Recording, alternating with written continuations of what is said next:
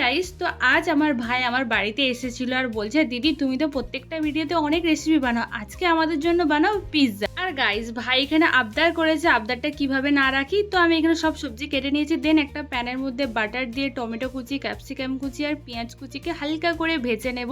তারপরে আমি এখানে ব্রেড ছিল, এটা দিয়ে পিৎজা বানাবো। তো আমি এক এক করে সব সাজিয়ে দিচ্ছি, তারপরে ওর উপরে আমি পিৎজা অ্যান্ড পাস্তা সসও দিয়ে দেবো। আর গাইস, আমি পিৎজাটা বাড়িতে ফার্স্টবার বানাচ্ছি, তোমরা কে কতবার বানিয়েছো অবশ্যই কমেন্ট করো। তারপরে ভেজে রাখা সবজিগুলো ওর উপর থেকে দিয়ে দিচ্ছি, দেন দিয়ে দেবো চিজ। আর গাইস, আমাদের বাড়িতে আজকে কম একটু চিজ ছিল, তাই কম করে দিচ্ছি, বেশি করে দিলে আরও বেশি টেস্টি হয়। তো আমি চিজগুলো দিয়ে দিচ্ছি, তারপরে একটা কড়াই আমি হালকা করে জল দিয়ে দেবো, আর ওর মধ্যে আমি রেখে 5 থেকে 10 মিনিট চাপা দিয়ে রেখে দিলেই আমাদের পিৎজা রেডি। আর গাইস, ভীষণই টেস্টি হয়েছিল। আর উপর থেকে আমি দিয়ে দিলাম একটু চিলি ফ্লেক্স, দেখতে তো অনেক সুন্দর হয়েছে, খেতেও ভীষণই টেস্টি হয়েছিল। তোমার বাড়িতে অবশ্যই ট্রাই করো। তো আজকের মতো বাই।